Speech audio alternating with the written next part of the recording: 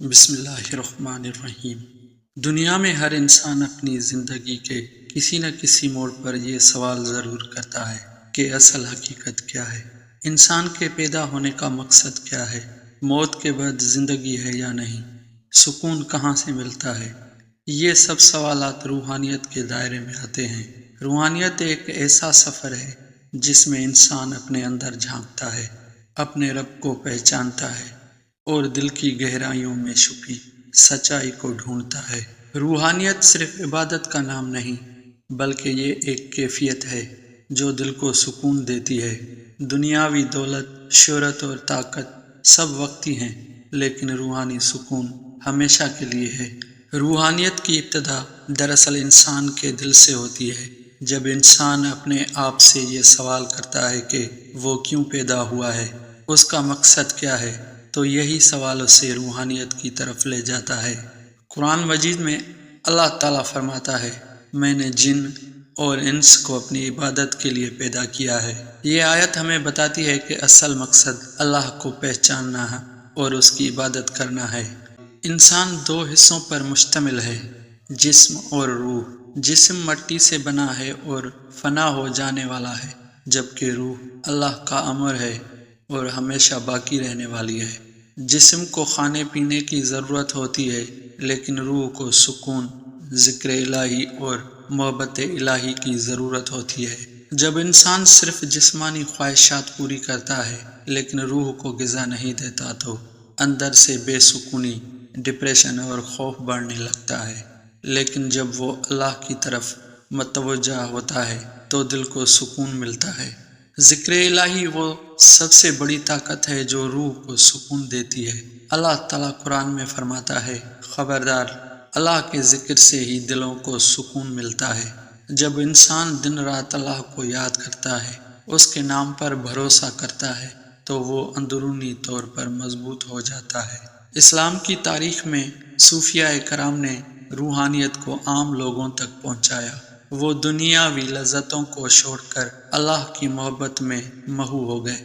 حضرت جنید بغدادی، حضرت خواجہ غریب نواز، حضرت داتا گنج بخش اور حضرت شاہ عبداللطیف بھٹائی جیسے بزرگوں نے لاکھوں دلوں کو اللہ کی طرف متوجہ کیا۔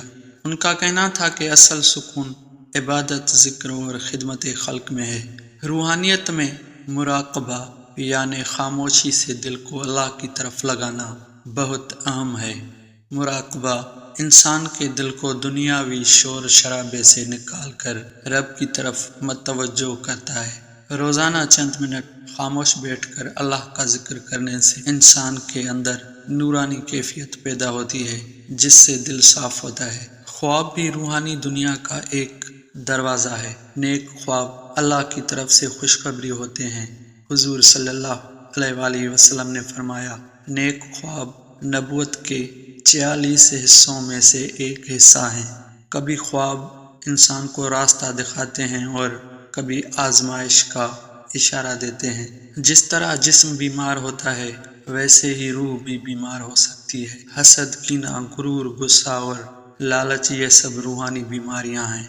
ان کا علاج ذکر، نماز، دعا اور صبر میں ہے۔ اگر انسان اپنی روح کو پاک رکھے تو اس کی شخصیت خوشبو کی طرح پھیلتی ہے۔ روحانی معلومات کا سب سے بڑا حصہ موت اور موت کے بعد کی زندگی ہے۔ موت حقیقت ہے جس سے کوئی نہیں بچ سکتا۔ جب انسان مرتا ہے تو اس کی روح جسم سے نکل کر برزخ میں داخل ہو جاتی ہے۔ نیک روحیں روشنی اور خوشبو میں رہتی ہیں، جبکہ بد روحیں اندھیروں اور عذاب میں مبتلا ہوتی ہیں۔ یہی وجہ ہے کہ بزرگ ہمیشہ موت کی یاد کو روحانی ترقی کا ذریعہ کہتے ہیں۔ روحانی دنیا میں اولیاء اللہ کی کرامات بھی ایک حقیقت ہیں۔ کرامت وہ نشانی ہے جو اللہ اپنے نیک بندوں کو دیتا ہے تاکہ لوگ ایمان کی طرف متوجہ ہوں۔ جیسے حضرت خواجہ معین الدین چشتی کی دعا سے بادشاہ مسلمان ہو گئے، حضرت بہاؤالدین زکریا ملتانی کے کلام سے دل بدل گئے۔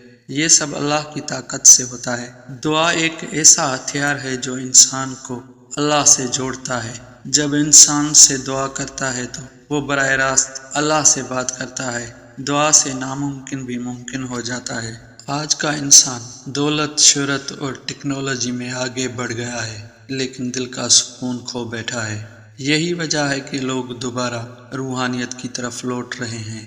یوگا، مراقبہ، قرآن کی تلاوت، ذکر اور خدمت خلق انسان کو سکون دے رہی ہے۔ روحانیت دراصل اللہ کی طرف واپسی کا سفر ہے۔ یہ انسان کو بتاتی ہے کہ اصل سکون نماز، ذکر، دعا اور خدمت خلق میں ہے۔ جو شخص اللہ کی رضا میں زندگی گزارے گا وہ دنیا میں بھی سکون پائے گا اور آخرت میں بھی کامیاب ہوگا۔